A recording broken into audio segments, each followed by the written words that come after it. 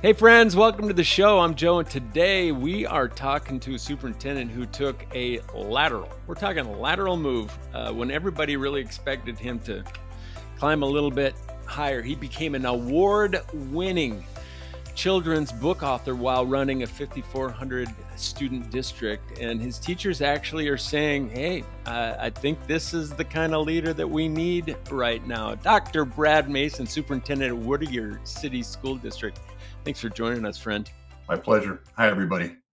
So, most superintendents, and myself included, just you learn to climb up and up and up and up. You went sideways from Sure. K-12 to a K-8, Yeah. an Ella middle. What in Yeah. the world? Give us the thought process there, boss. Yeah. Just, we're always evaluating in our careers kind of where are we at and are we kind of maybe exactly where we need to be. And after 6 years in Brea, Olinda Unified School District, I just thought, I'm at a place where I want to, I want to start over. I want to be fresh somewhere. I want to be somewhere where my skill set really meets their moment of need, and Whittier City School District has absolutely been that place, and so Yeah. it's been a gift. Yeah, well, you definitely had a lot of momentum. You had a ton of Sure. success, and the K-12 system is probably a little more traditional than Sure. the K-8. All of that stuff on your resume, and then when Whittier came calling, same size, Mhm. basically, different configuration.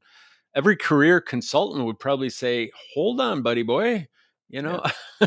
know, you gotta wait, you gotta hold out for bigger, hold out for more," but you still said yes. You kind of ran countercultural. Sure. What was the heartbeat behind that? Yeah. Achieving kind of the 1 year, 3 year, 5 year plan. If I've got to get to here and I'm validated if I do this, that, or the other. I mean, just look for a place where your skill set fits.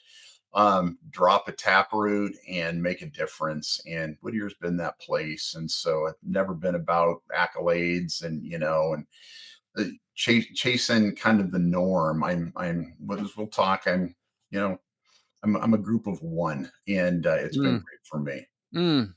Yeah, I read some things about your board president at the time. They were looking for somebody with experience. They didn't want to hire a newbie coming in. You've got a very robust school system there that just needed to have some continuance and stability. And your teacher association as well had just really good things to say about what they saw in your character. Obviously, your competence got you into the door, but Sure. it's that character thing that probably was the greatest differentiator. How important is character in the world of the superintendency today, boss? Everything. I mean, there needs to be a competence component, but I mean, you wouldn't. I think you just said, you wouldn't get in the door if you didn't have the competence.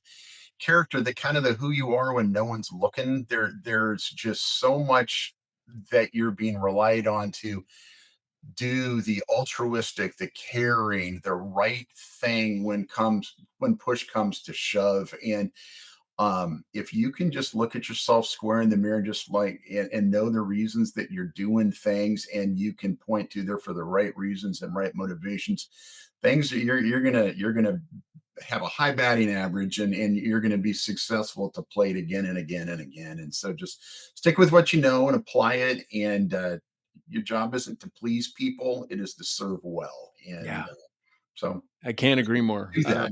I've often said we don't need any more leaders in education. We need more of the right kind of leaders. There's a plethora of smart Sure. and competent and credible leaders out there. But as an old, middle school teacher and a middle school principal myself and a high school principal, we always dealt with combination locks on lockers, and my locker stuck.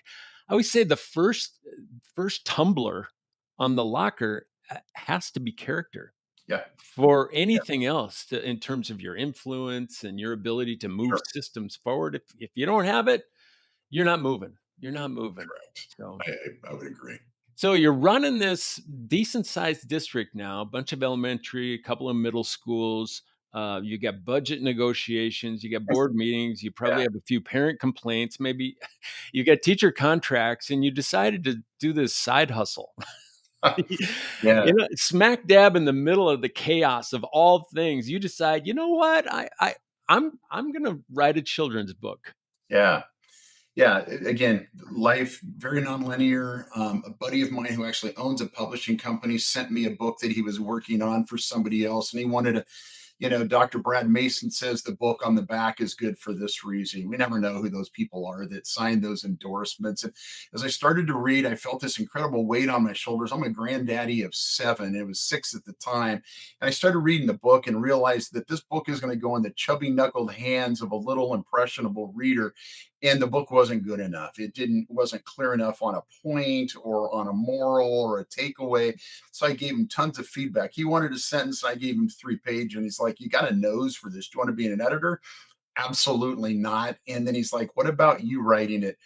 And I'm like a superintendent. I got a job. Maybe someday when I retire. It was on a Friday. I was driving home. I'm a commuter in Southern California, and so a lot of time in the car. And little Charlie Chaluzzi was born in my head on that drive home, and he and I wrestled all weekend. And on Monday, I sent back kind of the initial manuscript for a book that's sitting right there. It just said challenge accepted, and I have fallen in love with it, and I've had the privilege of speaking with probably somewhere in the neighborhood of 15,000 students, staff, and families, parents over the last 2.5 years. And they are great days when I can spend an entire day dealing with in assemblies with grade level kids, and just encouraging them that the stories that are in their head and the things that they have to say are worth sharing, and they've got a voice. And so just start writing. Give us, just the essence of book 1, 2, and 3. Yeah. What the Book, principal taught in each book one, and number one, Charlie Chaluzzi is often quite choosy. It's about a picky little boy that lives in a box of his own making.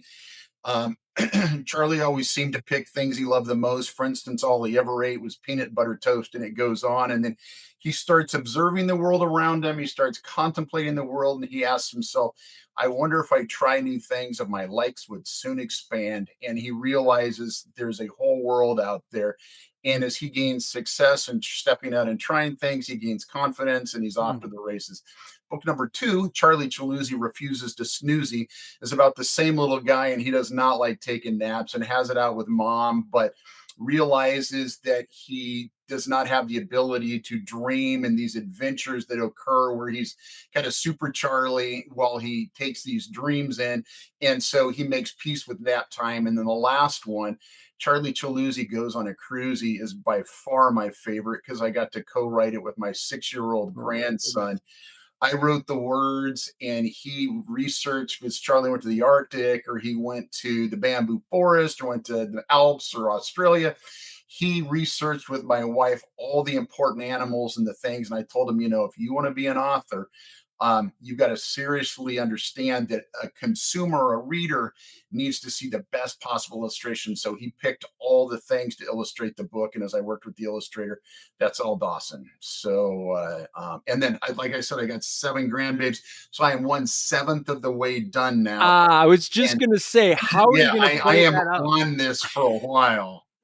And number two oldest, Addison, she does not want to write about a little boy. She wants to write about a little girl. So she and I are in negotiations right now for a character that we're going to create, Sally Swirly Twisty Twirly, about a girl with a huge heart that wants to Oh help, my goodness. but she messes everything up. But in the end, it all kind of comes together because she's such a caring little human being. So be on the Nice. lookout for Sally Swirly Twisty Twirly. I cannot Yeah, wait. I yeah. cannot wait as a grandfather of 3 myself and probably more coming.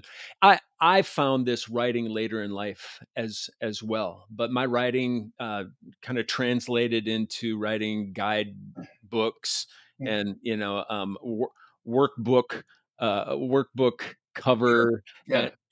not quite policy, but it's sort of that Yeah. dry. So, why story, Brad? Why Oh, did you there's fall in nothing love more with powerful than a well-told story. Whether it's a parable, whether it's a takeaway, the things that we remember from stories, the lessons, the things that trigger in our memory when we're in the midst of something, and whether it's about kindness or whether it's about truth, whether it's about I can do this, it's okay to get help. Just love people, forgive people. I just want to plant those seeds so deep in the heart and soul of kids that and I get the privilege to do that one book at a time. And so as I get closer to the end of my career, I'm going to be writing and telling stories and chatting with kids until I can't.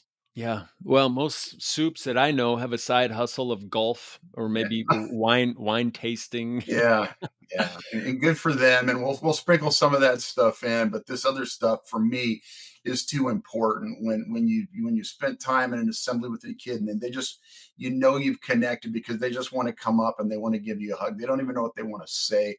You've just spoken to their little soul, and it's just that is a good day.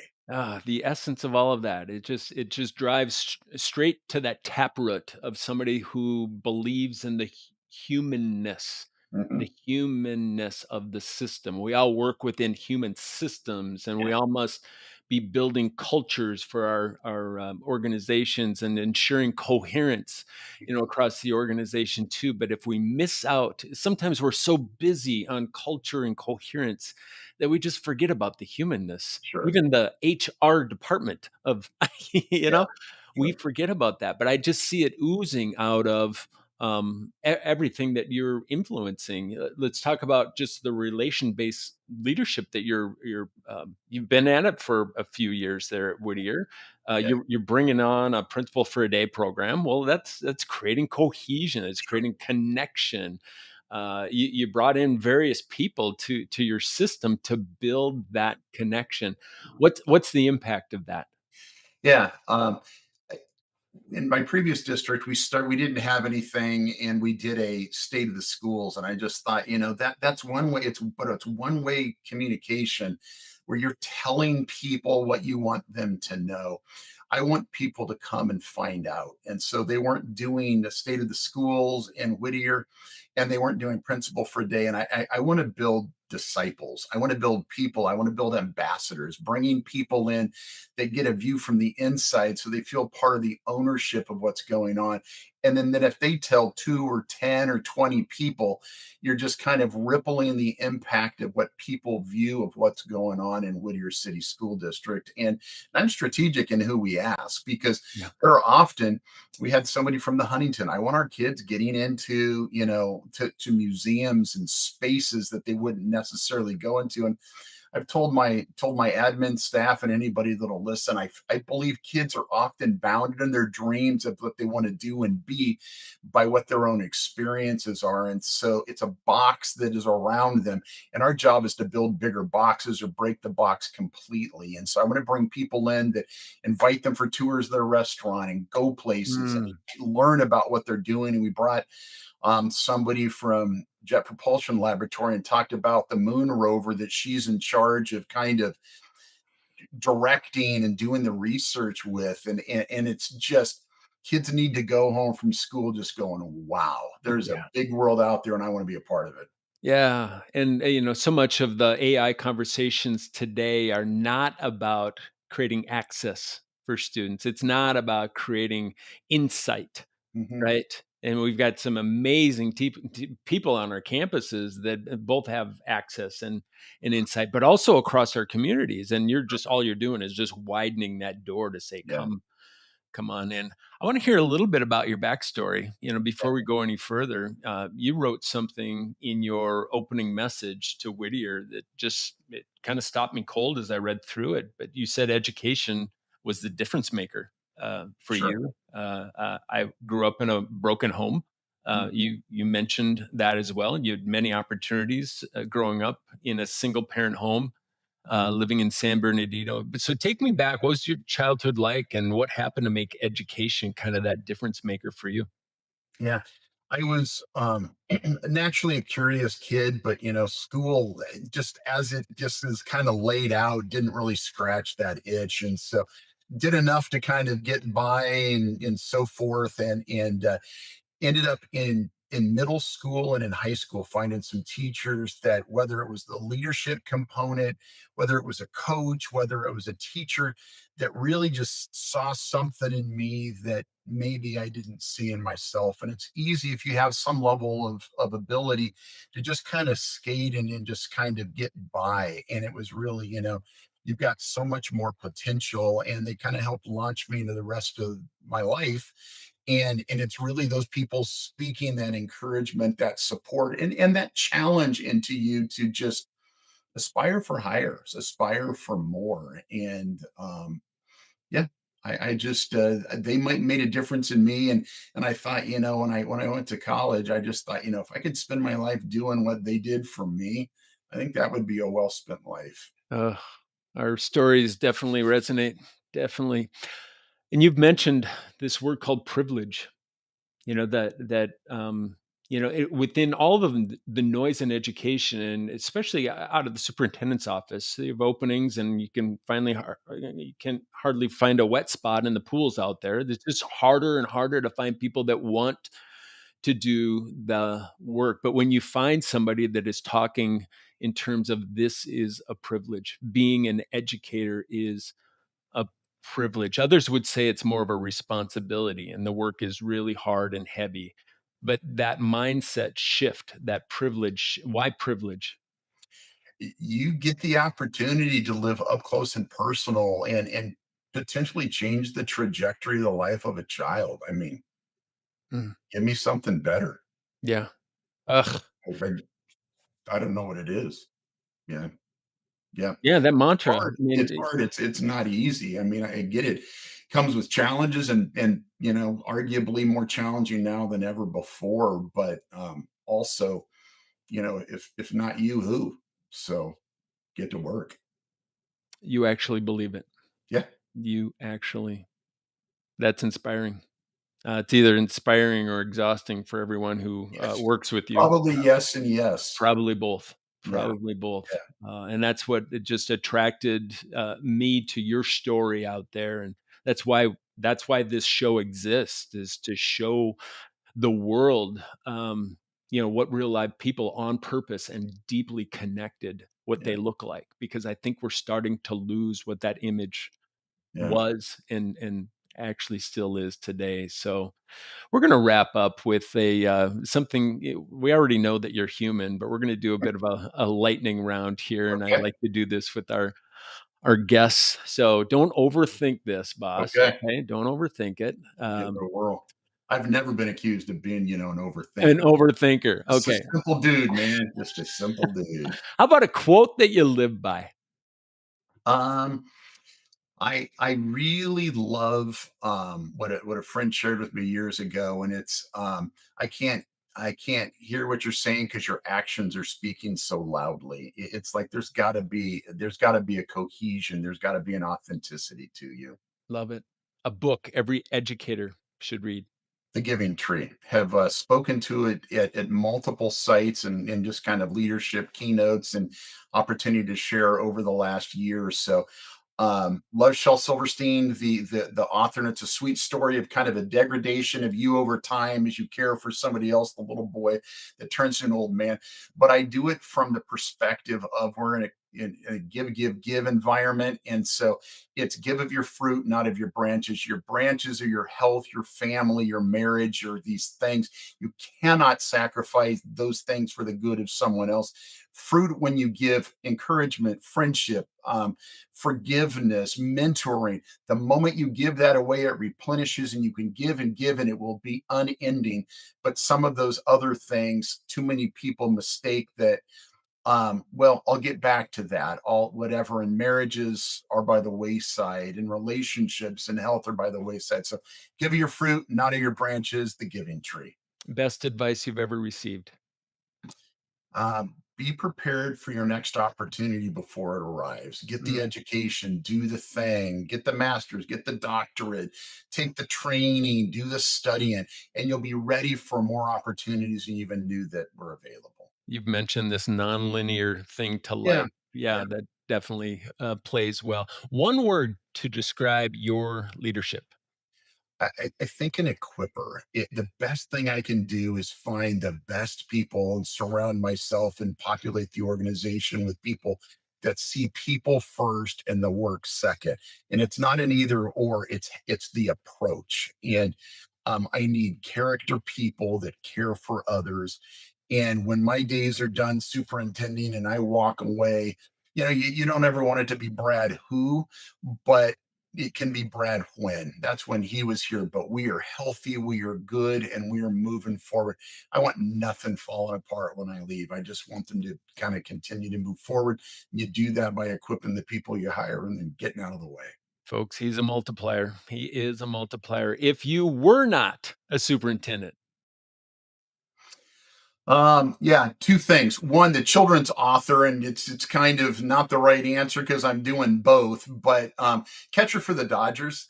They're still not returning my call every they can't afford you. spring during the They draft. I think cannot this afford may you. be the year, but I don't think they need me. Yeah, they're not calling.